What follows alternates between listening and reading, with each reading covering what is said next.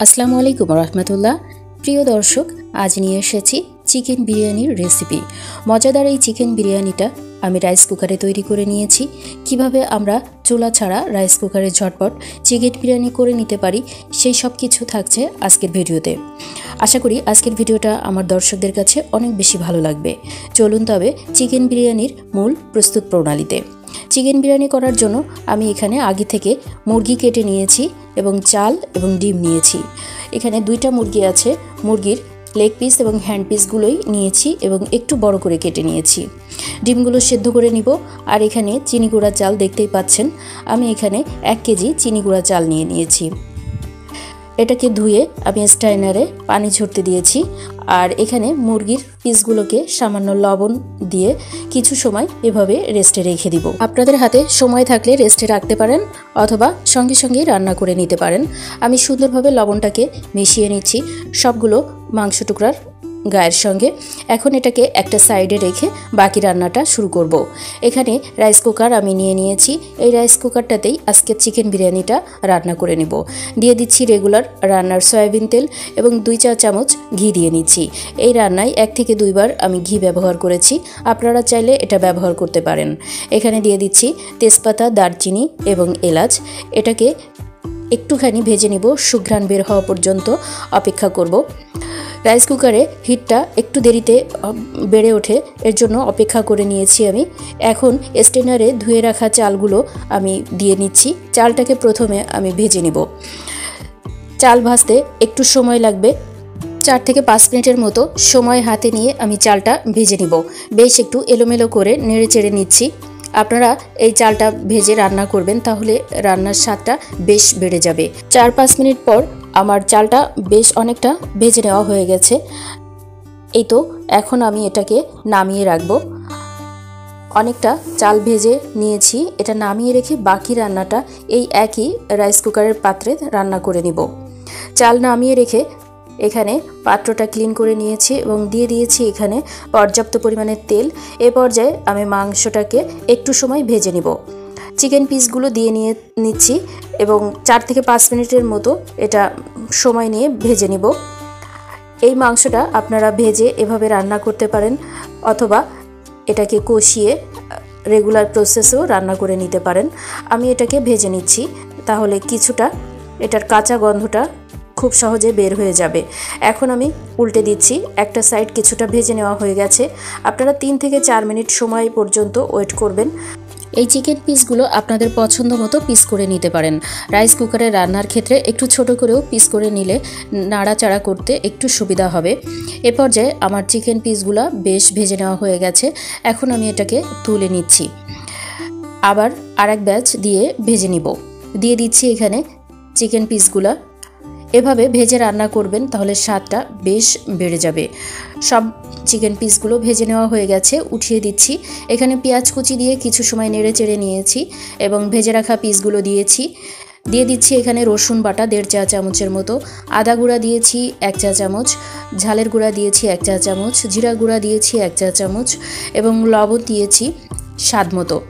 আরও দিচ্ছি এখানে টক দই 1 টেবিল চামচের মতো, চা চামচে মেপে দিয়েছি। আপনারা এখানে 1 টেবিল চামচের মতো টক দই দিতে পারেন। এখন নেড়ে চেড়ে দিচ্ছি। সুন্দরভাবে মাংসটাকে আমি প্রথমে কষিয়ে রান্না করে নিব, তার জন্য এপিট ওপিট করে মশলার সাথে মিশিয়ে নিচ্ছি। এটাকে ঢেকে কিছু সময় আমি রান্না করে নিব। আর উপরে আমি দিয়ে দিচ্ছি আগে থেকে পেঁয়াজ বেরেস্তা করে রেখেছিলাম, কিছুটা পেঁয়াজ বেরেস্তা দিয়ে ঢেকে দিচ্ছি। 4 থেকে 5 মিনিটের মতো ঢেকে আমি রান্না করে নিব। খুব সুন্দরভাবে ভেতরে রান্না হচ্ছে, দেখাই যাচ্ছে। এখন উল্টে পাল্টে আরেকটু নেড়ে চেড়ে দিব। রান্নাটাতে চমৎকার একটি কালার চলে আসছে। এখন আমি বাকি যে উপকরণগুলো দিব এ পর্যায়ে সেগুলো দিয়ে নিচ্ছি। এখানে 1/4 কাপ গরুর দুধ দিয়ে নিচ্ছি। রান্নার স্বাদটা বেশ বেড়ে যায়। এ পর্যায়ে আপনারা এখানে নর্মাল পানি দিয়েও বাকি রান্নাটা সেরে নিতে পারেন। আর আমি দিয়ে দিব কিছু বাদাম বাটা। আগে থেকে এখানে কাঠবাদাম বেটে নিয়েছি। এখানে 8 থেকে 10টা বাদাম এভাবে গ্রাইন্ডারে দিয়ে বেটে নিয়েছি পানির সাহায্যে। স্বাদ বেশ বেড়ে যাবে। এখন নেড়ে চেড়ে কিছু সময় এটাকে রান্না করে নিচ্ছি। সবটাতে সুন্দরভাবে নেড়েচেড়ে এভাবে রান্না করবেন। আমি এখন যে ডিমগুলো সিদ্ধ করে রেখেছিলাম সেটাকে কিছু সময় রান্না করার জন্য এই একই মাংসের মাঝেই দিয়ে রান্না করে নিব। আপনারা এভাবে রান্না করতে পারেন অথবা এটাকে ভেজে সার্ভ করতে পারেন। আমি একসঙ্গেই রান্না করে নিচ্ছি। এখন ঢেকে দিয়ে আরও কিছু সময় অপেক্ষা করব। এখানে 8 থেকে 10 মিনিটের মতো ঢেকে রান্না করে নিয়েছি। এ পর্যায়ে আমার রান্নাটা সম্পূর্ণভাবেই হয়ে গেছে। রান্না চিকেন টুকরোগুলো আমি একটি পাত্রে তুলে বাকি রাইসটা এই পাত্রে রান্না করব। তার জন্য এখানে একটি বলে চিকেন পিসগুলো তুলে নিচ্ছি। এই তো চিকেন পিসগুলো তুলে নিয়েছি এবং এই একই পাত্রে ভেজে রাখা চালগুলো দিয়ে নিচ্ছি। সঙ্গে দিয়ে দিব কিছু মশলা। এখানে আমি দিয়ে দিব আদা গুঁড়া, হাফ চা চামচ আদা গুঁড়া দিয়ে নিচ্ছি। আর দিয়ে দিচ্ছি স্বাদমতো লবণ 1 চা চামচের মতো, প্রয়োজনে আবার দিয়ে নিব। আর দিয়ে দিচ্ছি কিছু তেজপাতা, এলাচ, দারচিনি সুঘ্রাণের জন্য। ভেজে রাখা পেঁয়াজ বেরেস্তা দিয়ে নিব। আর দিয়ে দিচ্ছি এখানে গরম পানি। আগে থেকেই পানিটা গরম করে নিয়েছি।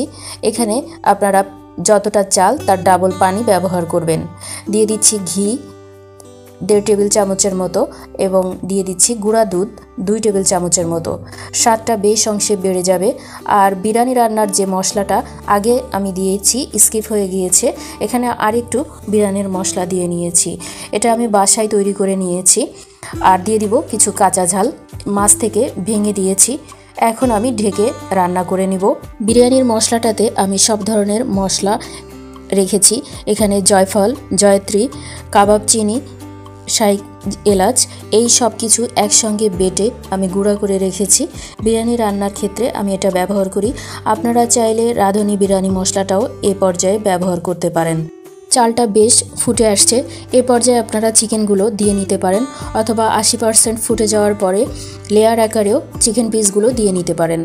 এ পর্যায়ে রাইসগুলো বেশ ফুটে গিয়েছে 80%-এর মতো। এখন আমি কিছুটা রাইস সরিয়ে রেখে লেয়ার আকারে চিকেন পিসগুলো দিয়ে নিব। এভাবে কিছুটা ভাত সরিয়ে নিয়েছি এবং চিকেন পিসগুলো দিয়ে নিচ্ছি। এই রান্নাটাতে আমার কাছে স্বাদটা বেশি ভালো লাগে। আমি এবার 1 লেয়ার চিকেন দিয়েছি। এখন উপরে আমি ভাতের লেয়ারটা দিয়ে নিব। এভাবে আর একটা লেয়ার তৈরি করে নিব। একইভাবে চিকেন পিসগুলো তুলে নিচ্ছি। এভাবে আপনারা সাজিয়ে রান্নাটা করে নিতে পারবেন। আবার উপর থেকে আরেক লেয়ার রাইস দিয়ে নিয়েছি এবং উপরে কিছু মশলা দিয়ে নিব, কিচমিচ, পেঁয়াজ বেরেস্তা এবং কাঠবাদাম কুচি দিয়ে কিছু সময় এটাকে ঢেকে রাখবো। এখানে আমি দিয়ে দিচ্ছি 2 চা চামচের মতো ঘি। এই পুরো রান্নায় 3 থেকে 4 টেবিল চামচের মতো আমি ঘি ব্যবহার করেছি। ঢেকে দিচ্ছি এবং সুন্দরভাবে কুক হওয়া পর্যন্ত আমি অপেক্ষা করব। এই যে দেখুন খুব সুন্দরভাবেই রান্নাটা হয়ে গেছে। এখন আমি কেওড়া জল দিয়ে আমি এটাকে নেড়ে চেড়ে দিব। এখানে 1 চা চামচের মতো কেওড়া পানি দিয়েছি। আপনারা এটা দিতে পারেন অথবা স্কিপ করতে পারেন। এখন আমি নেড়ে চেড়ে দিচ্ছি উপর নিচ করে। কিছু সময় এভাবে রেখে দিব, তারপর আমি রান্নাটা সার্ভ করব। চিকেন বিরিয়ানি পরিবেশনের জন্য এখানে আমি একটি সার্ভিং প্লেট নিয়ে নিয়েছি এবং এটাতে তুলে দেখাচ্ছি কত চমৎকার হয়েছে চিকেন বিরিয়ানিটা।